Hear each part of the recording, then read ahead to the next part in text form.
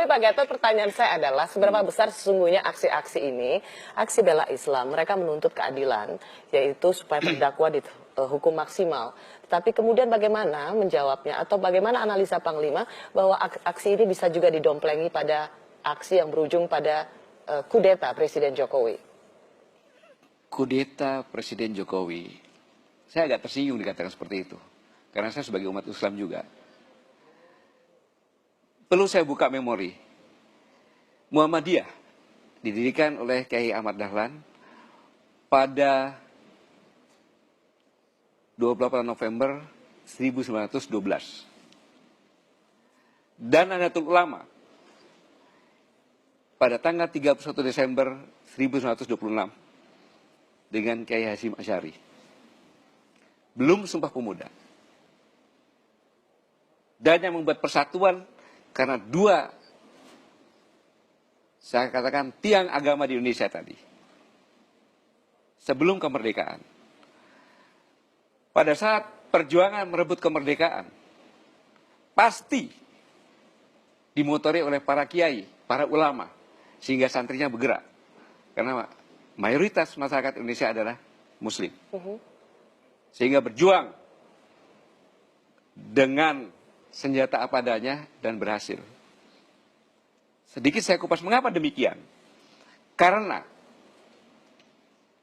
manusia Indonesia adalah kesatria yang berjiwa patriot. Buktinya, cek yang katanya ada 700 atau 1.300-an lebih suku di Indonesia ini, di Nusantara ini. Adakah satu suku saja yang tidak mempunyai ciri khas senjata? Dan mereka kata pisau. Oke, lalu hubungannya kalau misalnya aksi yang kemudian menjadi bisa didompleng pada tindakan makar? Saya belum selesai ini kan. Rencong dan dari barat ke timur semakin lama sampai ke timur terbuka besar. Dan tidak ada satu suku pun yang tidak mempunyai tarian perang. Semua punya tarian perang. Ini menunjukkan bahwa manusia Indonesia itulah kumpulan satria yang patriot, berjiwa patriot. Maka kumpulan ini kalau bekerja dengan cara gotong royong. Dan gotong royong dicek bahasa mana yang ada selain bahasa Indonesia. Mau Inggris kek, mau Arab kek, mau India kek, Perancis kek. Nggak ada. Karena itu milik sekumpulan manusia yang satria dan patriot. Khas Indonesia. Khas Indonesia. Sehingga saya katakan tadi bahwa perjuangan ini dengan mudah para ulama memobilisasi. TNI belum ada pada saat itu. Jadi yang memerdekakan bangsa ini adalah mayoritas umat Islam, umat Katolik, umat Hindu, umat Buddha, dari berbagai macam suku yang tinggal di sini.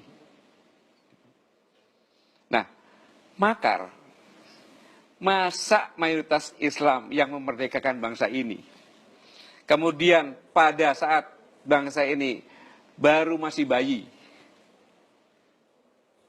apalagi TNI, mendengar informasi bahwa Nika membonceng sekutu akan menyerang ke Surabaya, Bung Karno minta fatwa kepada Kiai Haji Hasyim Asy'ari.